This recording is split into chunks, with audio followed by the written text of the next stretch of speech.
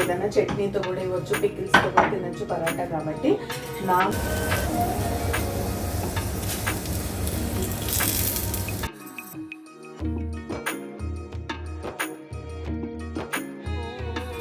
So సింపుల్గా ఎలా celebrate చేస్తాం ఏంటి అనేది నేనైతే బ్లాగ్ ఎలానో షేర్ చేస్తా. గిఫ్ట్స్ కూడా తన రిక్వైర్మెంట్స్.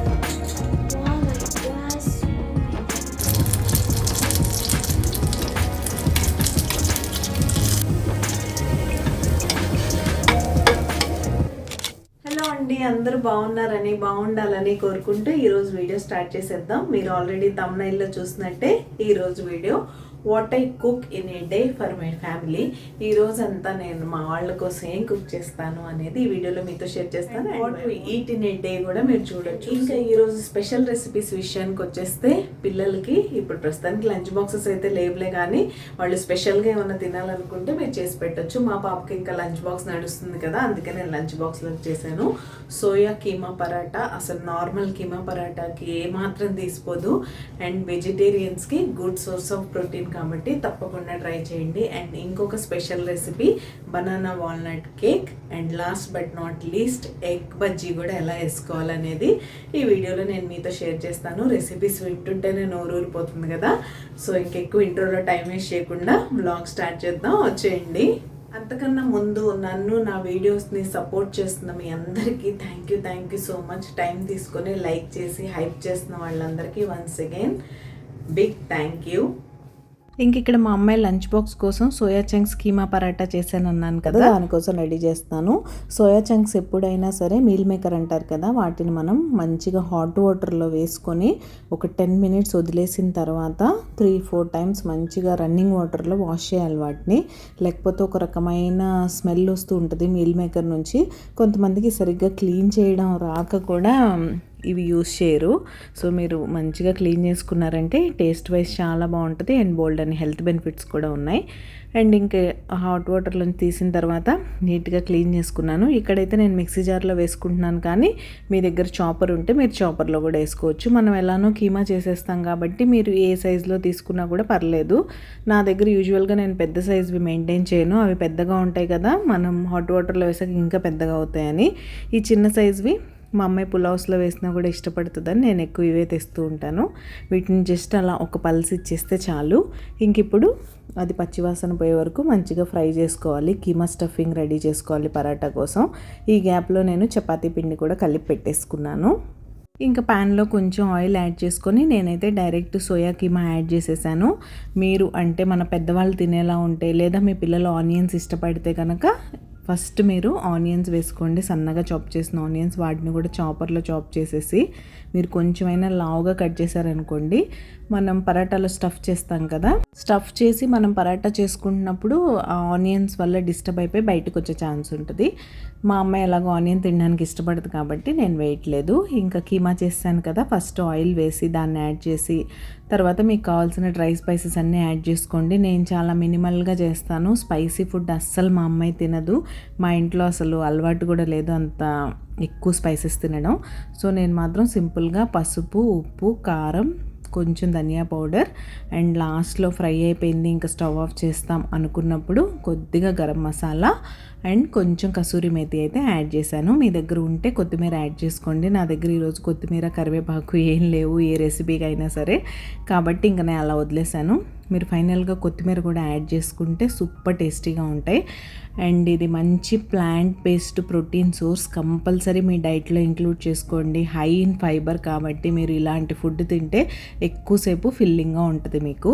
కాబట్టి డైట్లో ఉన్న వాళ్ళు కూడా ఎటువంటి డౌట్స్ లేకుండా మీల్ మేకర్ని హ్యాపీగా తినచ్చు.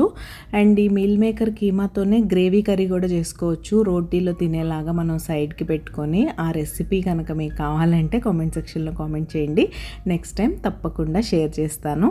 ఇంకా అలా పచ్చివాసన పోయే వరకు మంచిగా ఫ్రై అయిపోయింది, తీసి నేను పక్కన పెట్టేసుకున్నాను. స్టఫింగ్ బాగా చల్లారనివ్వండి, వేడివేడిగా ఉన్నప్పుడు స్టఫ్ చేయకూడదు. అది చల్లారడానికి పక్కన పెట్టేశాను. రూమ్ టెంపరేచర్కి వచ్చేసింది. అండ్ ఆల్రెడీ పిండి కలిపేసి పెట్టుకున్నాను కాబట్టి ఇంకా చిన్నగా పరాటాస్ అయితే చేసేసుకుంటున్నాను. స్టఫింగ్ ఎప్పుడైనా పిండి తక్కువ స్టఫింగ్ ఎక్కువ ఉండేలా చూసుకోండి. చాలామంది ఆలు పరాటా కూడా చేస్తూ ఉంటారు, కానీ చపాతీ పిండి ఎక్కువ పెట్టేస్తూ ఉంటారు. అలా పెడితే ఏంటంటే అది సరిగ్గా ఉడకకుండా పిండి పిండిగా ఉంటుంది. అలా కాకుండా లోపల స్టఫింగ్ ఎక్కువగా ఉండి మీకు పైన పిండి తక్కువ ఉంటే పల్చగా అసలు ఎంత టేస్టీగా సూపర్ యమ్మీగా ఉంటాయి. తప్పకుండా ట్రై చేయండి. అండ్ మీకు ఇంకో విషయం చెప్పడం మర్చిపోయాను, soya chunks rich in calcium and iron కూడా. కాబట్టి ఐరన్ డెఫిషియన్సీ ఉన్నవాళ్ళు అండ్ మన పిల్లలకు కానీ మనకు కానీ మంచి బోన్ హెల్త్ కోసం వీక్లీ వన్స్ అయినా ఇది మీ డైట్లో ఇంక్లూడ్ చేసుకోండి.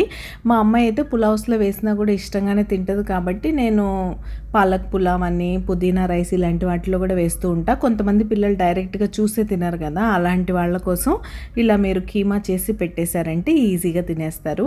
హెల్దీ ఫుడ్ పిల్లలకు పెట్టడానికి మనం రకరకాల మార్గాలు ఎంచుకోవాలి, వాటిని ఫాలో అవ్వాలి. వాళ్ళు ఒక రకంగా వద్దు అన్నారు కదా అని వదిలేసి ఊరుకోకూడదు. ఏదో ఒక రకంగా అయితే డైట్లో ఇంక్లూడ్ చేయడానికి ట్రై చేయాలి. నేనైతే ఆ కేటగిరీయే. ఏదన్నా వద్దు అంటే దాన్ని ఏదో రకంగా పెట్టడానికి అయితే ట్రై చేస్తాను, హెల్దీ ఫుడ్ విషయంలో పర్టికులర్గా.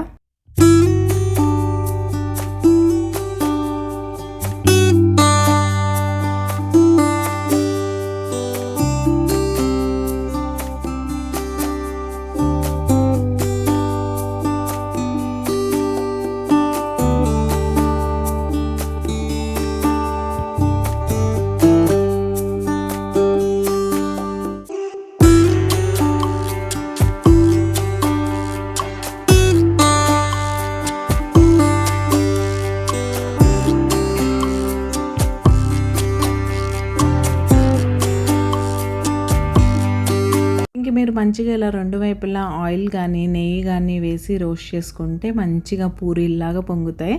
ఆలు పరాటాలా కాదు, ఇది పన్నీర్ పరాటాలాగా మంచిగా పొంగుతాయి. లోపల స్టఫింగ్ డ్రైగానే ఉంటుంది. కాబట్టి తప్పకుండా ట్రై చేసి మీ పిల్లల ఫీడ్బ్యాక్ ఏంటి అనేది నాతో షేర్ చేసుకోండి.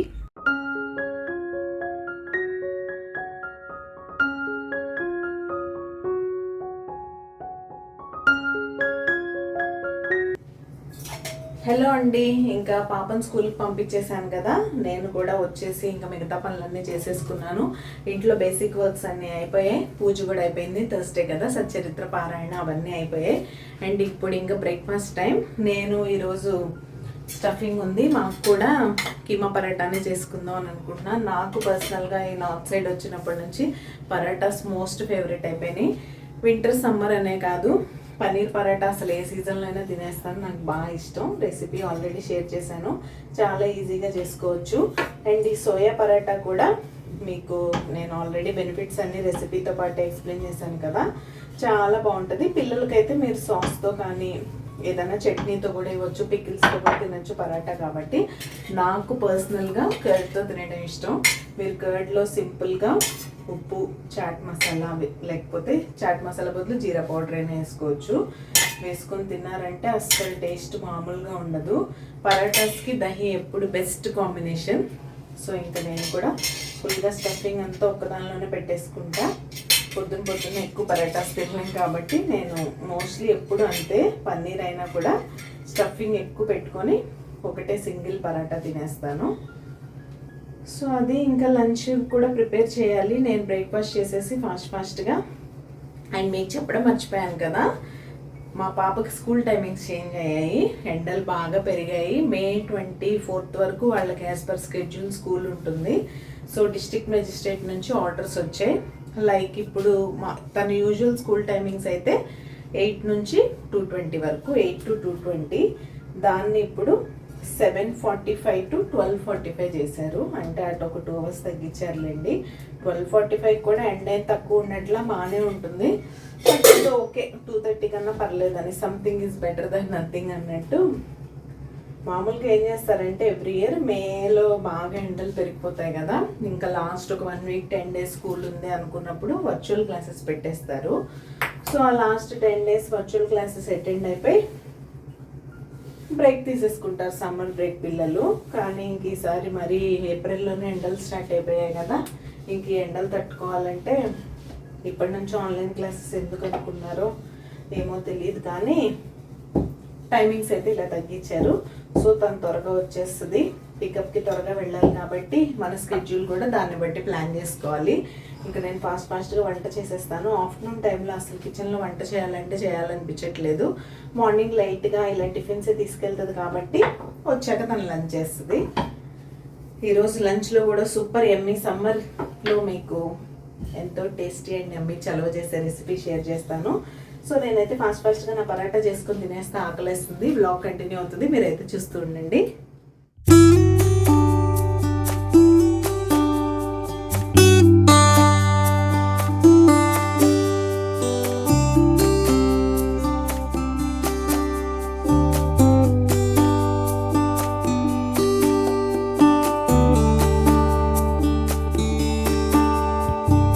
నేను కూడా నా పరాటా రెడీ చేసేసుకొని జీరా పౌడర్ రైతాతో సర్వ్ చేసేసుకున్నాను. ఇంకా తర్వాత కొంచెం సేపు రెస్ట్ తీసుకొని ఈరోజు ఎలానో వీడియో వర్క్ లేదు కాబట్టి ఇంకా వంట చేయడం అయితే స్టార్ట్ చేశాను. ఎక్కువ లేట్ అయ్యి ఎండ వచ్చే కొద్దీ అస్సలు కిచెన్లోకి రాలేకపోతున్నాం. ఇంకా మా అమ్మాయి వచ్చే ముందే త్వరగా లంచ్ వండడం కూడా ఫినిష్ చేసేద్దామని ఇక్కడ తన ఫేవరెట్ బెండకాయ ఫ్రై చేస్తున్నాను. అండ్ ఈరోజు మీ అందరికీ సమ్మర్లో బాడీకి ఎంతో చలవ చేసే ఉల్లిపాయ పెరుగు పచ్చడి ఎలా చేయాలో చూపిస్తాను. రకరకాల పెరుగు పచ్చళ్ళు నేను చూపించాను. బేసిక్ మజ్జిగ చారు పెరుగు పచ్చడి, పొట్లకాయ పెరుగు పచ్చడి, వంకాయ పెరుగు పచ్చడి, ఈవెన్ మెంతికూర పెరుగు పచ్చడి ఎలా చేసుకోవాలో కూడా మన ఛానల్లో ఉంది. బట్ ఈ ఉల్లిపాయ పెరుగు పచ్చడి ఏంటంటే సమ్మర్లో బాగా చలువ చేస్తుంది. మా అమ్మాయి పెరుగు తినదు కాబట్టి తన కోసం సపరేట్గా వాము రసం చేశానులేండి. ఆ రెసిపీ నేను ఆల్రెడీ షేర్ చేశాను కాబట్టి ఈరోజు ఈ రెసిపీస్లో ఇంక్లూడ్ చేయలేదు. ఇంకా ఉల్లిపాయ పెరుగు పచ్చడి కోసం మీరు ఉల్లిపాయలు మనం సన్నగా పొడవుగా కట్ చేసుకుంటాం కదా, అలా కట్ చేసుకొని పెట్టుకోవాలి. అలా అయితే టేస్ట్ బాగుంటుంది. కొన్ని రెసిపీస్కి నేను ప్రతిసారి చెప్పినట్టే చాపింగ్ ఒక్కొక్క రెసిపీకి ఒక్కొక్క రకంగా చేస్తేనే బాగుంటుంది. అన్నిటికీ ఒకేలా చేసుకుంటూ వెళ్ళిపోతే టేస్ట్ డిఫరెన్స్ వచ్చేస్తుంది. ఇది చేసుకోవడం చాలా సింపుల్. ముందుగా ఫ్రెష్ పెరుగుని మీరు మంచిగా బీట్ చేసి పెట్టుకోండి, లంప్స్ ఏం లేకుండా. తర్వాత ప్యాన్ తీసుకొని అందులో కొద్దిగా ఆయిల్ యాడ్ చేసి పోపు దినుసులు, ఇంగువ యాడ్ చేయండి. తర్వాత పచ్చిమిర్చి, ఉల్లిపాయలు యాడ్ చేసుకొని ఉల్లిపాయలు ఫ్రై అవ్వడానికి పసుపు, ఉప్పు యాడ్ చేయండి. తర్వాత కొంచెం ధనియా పౌడర్ యాడ్ చేసుకోండి.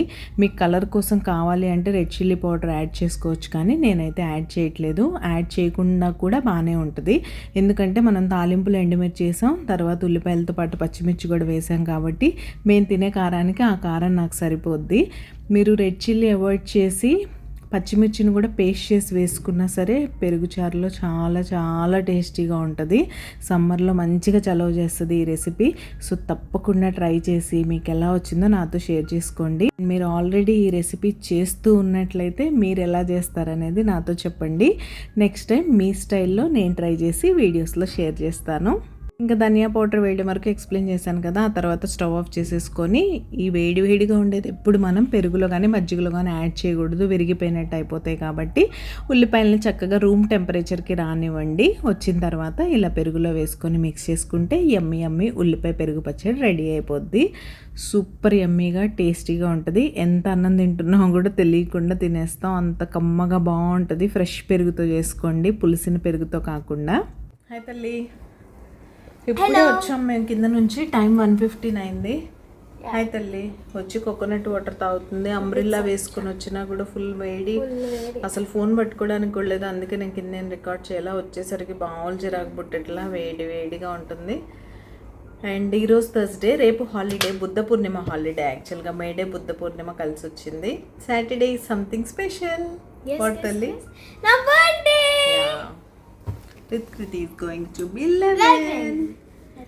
సో బర్త్డే అరేంజ్మెంట్స్ ఈసారి పార్టీ వద్దంది. సో సింపుల్గా ఎలా సెలబ్రేట్ చేస్తాం ఏంటి అనేది నేనైతే బ్లాగ్ ఎలానో షేర్ చేస్తా. ఆ గిఫ్ట్స్ కూడా తన రిక్వైర్మెంట్స్ చాలానే చెప్పింది.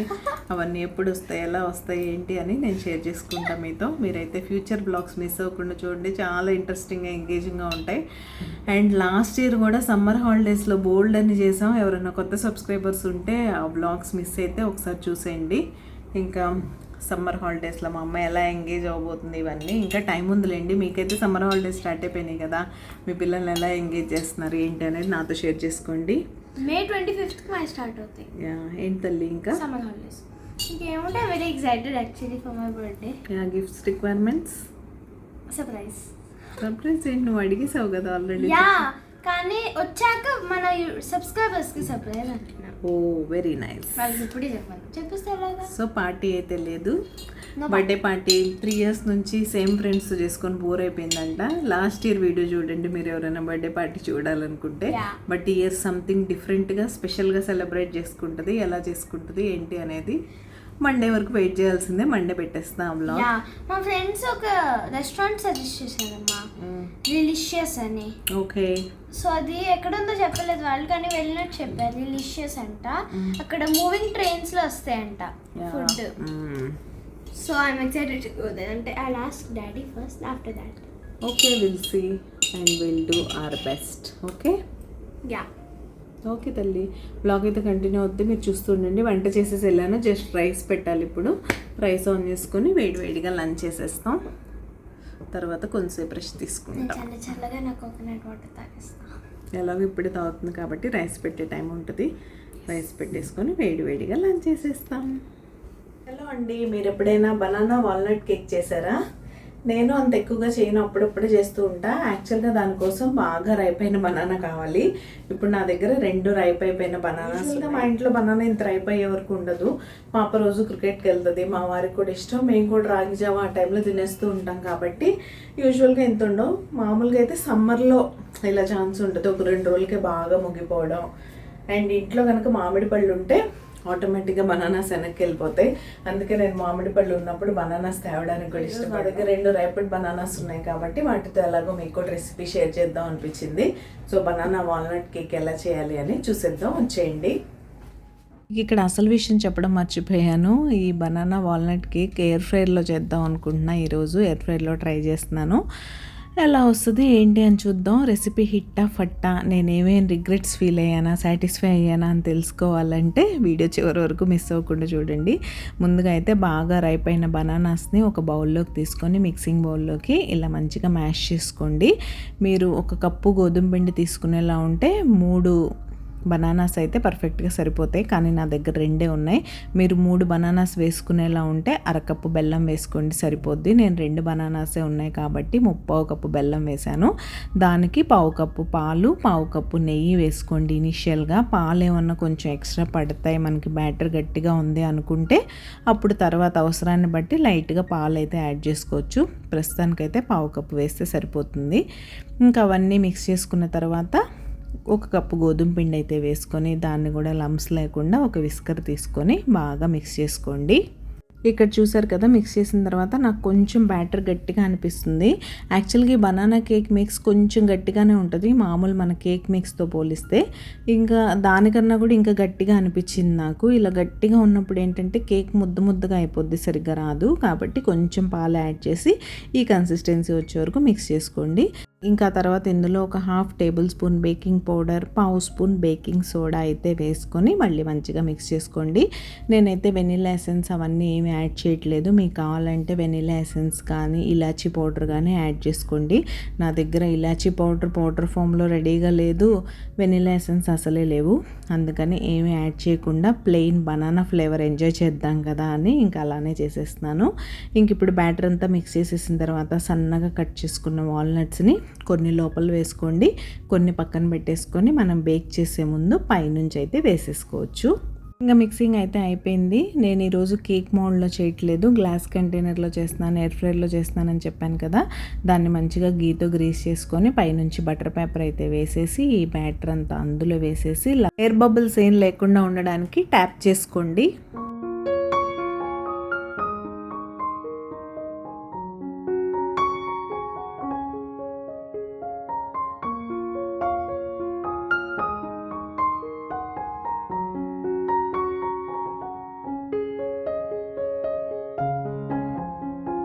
గ్లాస్ కంటైనర్ కదా, అందుకే కింద నాప్కిన్ పెట్టి ట్యాప్ చేశాను. ఇందాక కొన్ని వాల్నట్స్ పక్కన పెట్టుకున్నాం కదా, వాటిని కూడా పైనుంచి వేసేసుకొని నేను ఇక్కడైతే ఎయిర్ ఫ్రైర్లో పెట్టేస్తున్నాను. 180 డిగ్రీస్ దగ్గర 30 మినిట్స్ పెడితే సరిపోతుందని చూశాను నేనైతే, మాన్యువల్లో కూడా ఉంది. సో ఇంకా అలానే పెట్టేశాను. కానీ ఇది పెట్టినప్పటి నుంచి నేను ఎయిర్ ఫ్రైర్లో అనవసరంగా పెట్టాను, ఇంత కష్టపడని రిగ్రెట్ అవుతూనే ఉన్నాను. ఎందుకంటే అదేంటో మీకు చూపిస్తాను చూడండి. ఇప్పుడు హాఫ్ ఆఫ్ ద టైం అవ్వగానే ఒకసారి ఓపెన్ చేసి చూస్తే పైన మంచిగా కలర్ వచ్చేసింది, లోపల మాత్రం పచ్చి పచ్చిగా ఉంది. నాకేమో పైన మాడిపోద్దని టెన్షన్, అలానే అయింది చూడండి. ఫైనల్గా నేను 25 మినిట్స్కే తీసేసాను కుక్ అయిపోయిందని. అయినా సరే పైన లేయర్ అంతా ఇలా మాడిపోయినట్టు అయిపోయింది. ఆ తర్వాత నేను పైన లేయర్ తీసేసి తిన్నానులేండి. లోపలంతా కేక్ బాగానే కుక్ అయింది, బాగుంది. కానీ విడిగా ఓవెన్ లేదు కాబట్టి నా దగ్గర, అంటే కేక్ కోసం పనిచేయట్లేదు కాబట్టి నార్మల్ నార్మల్ ప్యాన్లోనే కుక్ చేసుకుంటే బాగుండేదేమో అనిపించింది నాకు. మీరైతే దీన్ని ఎయిర్ ఫ్రైర్లో ట్రై చేయకండి. బనానా గోధుమ పిండి వల్ల అనుకుంటా చాలా త్వరగా పైన లేయర్ అంతా కలర్ వచ్చేసింది. అది కేక్ స్టోరీ అయితే హిట్టా ఫట్టా అంటే కొంచెం డిసప్పాయింట్ అయ్యాననే చెప్పాలి. ఇంకా కేక్ అయితే టేస్ట్ చేసింది, కానీ మా అమ్మాయి నాకు ఏమైనా చట్పటా స్నాక్ కావాలమ్మా అంది. సరే కదా, తన కోసం ఎగ్ బజ్జీ వేసి పెడదాంలే అని ఎగ్స్ అయితే బాయిల్ చేసి ఇలా రెడీ చేసి పెట్టుకున్నాను. ఈ ఉల్లిపాయ, నిమ్మకాయ, క్యారెట్ లాస్ట్లో స్టఫింగ్ కోసం యూస్ చేసుకుంటాం, కానీ నేను ముందే కలిపేసి పెట్టేశాను. నా స్టైల్లో ఎగ్ బజ్జీ ఎలా చేయాలనేది సింపుల్గా ఎక్స్ప్లెయిన్ చేసేస్తాను. మీరు తీసుకున్న ఎగ్స్కి సరిపడా శనగపిండి తీసుకొని అందులో కొంచెం ఉప్పు, కారం, వాము యాడ్ చేసుకోండి. శనగపిండితో చేసే ఏ ఐటమ్స్కైనా వాము యాడ్ చేస్తే డైజెషన్కి హెల్ప్ అవుతుంది. అండ్ బజ్జీ మంచి కలర్ రావడం కోసం కొంచెం పసుపు కూడా యాడ్ చేశాను. ఇప్పుడు సరిపడా వాటర్ యాడ్ చేసుకొని లమ్స్ ఏమీ లేకుండా నేను ముందు స్పూన్తో కలిపేద్దాం అనుకున్నాను, కానీ తర్వాత విస్కర్తో కలిపితే కానీ అవ్వలేదు. ఇంకా కేక్ విషయానికి వస్తే మీరు నార్మల్గా ప్యాన్లో చేసుకోవడం బెటర్ అని నా సజెషన్. ప్యాన్లో మనం మిగతా కేక్స్ అన్నీ చేసుకుంటూ ఉంటాం కదా, అలా మీరు ఒక 45 మినిట్స్ కుక్ చేస్తే మంచి వాల్నట్ బనానా కేక్ అయితే వస్తుంది. నాకు పైన లేయర్ వేస్ట్ అయిపోయింది అనిపించింది ఎయిర్ ఫ్రైయర్ వల్ల.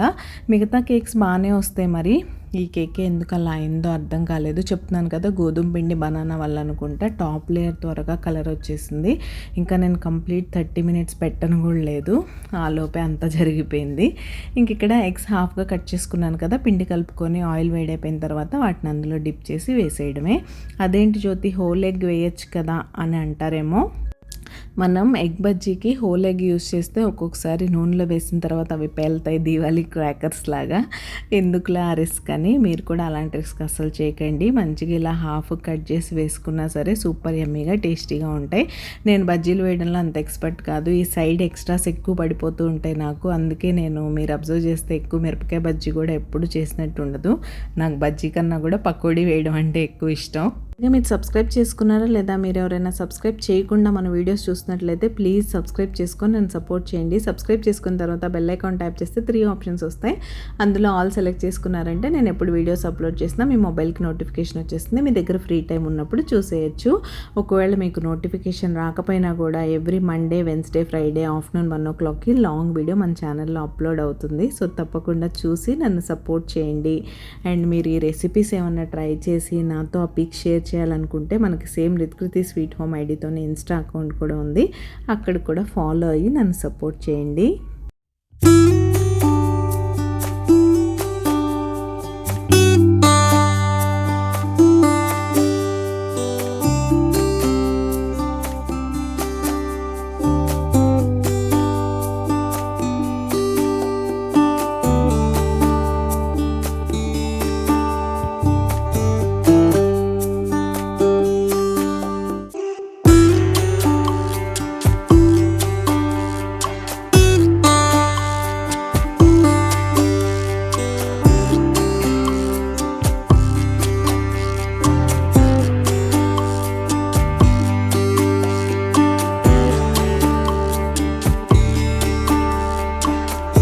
బజ్జీ వేయడం అయితే అయిపోయింది.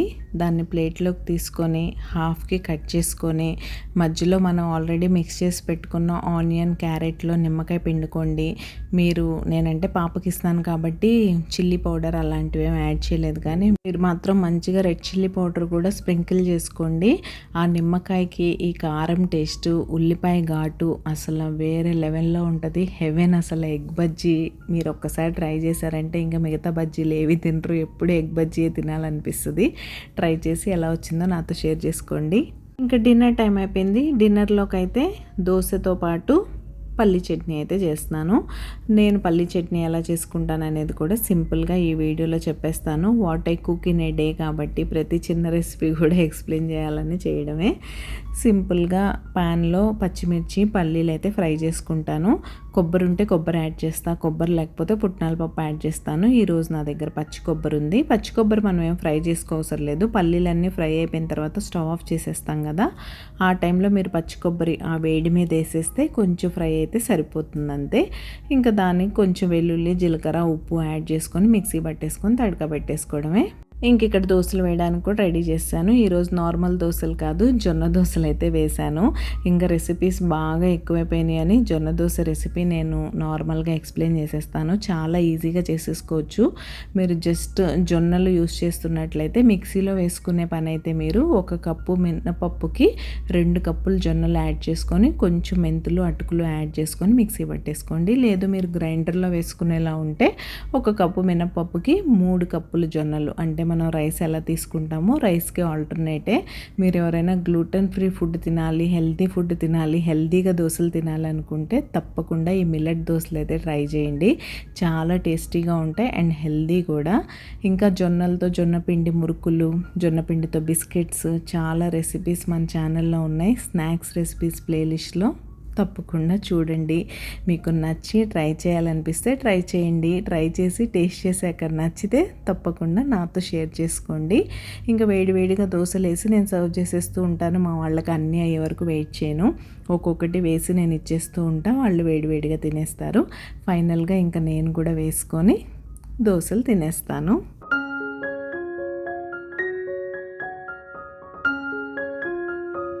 హలో, సో అదండి మజ్జిగ. ఫైనల్గా సీజన్తో సంబంధం లేకుండా మన డే అండ్ డే ఇది మాత్రం మజ్జిగతోనే కాబట్టి మజ్జిగ చేస్తాను. కిచెన్ అంతా క్లీన్ చేస్తాను. ఇంక ఇప్పుడు ఇవి తాగేసి నట్స్ నానబెట్టి పడుకోవడమే. డే అయితే ఇలా ఎండ్ అయిపోయింది. రెసిపీస్ అన్నీ చూసారు కదా, ఎలా అనిపించింది, మీరు ఏమేమి రెసిపీస్ ట్రై చేయబోతున్నారు అనేది నాతో షేర్ చేసుకోండి. వీడియో నచ్చితే తప్పకుండా లైక్ చేసి లైకే నా మోటివేషన్. సో కంటెంట్ నచ్చితే తప్పకుండా హైప్ చేయండి. ఇంకా మీరు మన ఛానల్లో ఎలాంటి వీడియోస్ చూడాలనుకుంటున్నారు, ఇలాంటి వీడియోస్ ఎవ్రీ ఆల్టర్నేట్ వీక్ పెట్టమంటారా, మంత్లీ వన్స్ పెట్టమంటారా, ఏంటి అనేది తప్పకుండా కామెంట్ సెక్షన్లో కామెంట్ చేసేయండి. మళ్ళీ మండే రోజు మా అమ్మాయి బర్త్డే వ్లాగ్తో మేము ముందుకైతే వచ్చేస్తా. అంతవరకు keep smiling, take care, bye.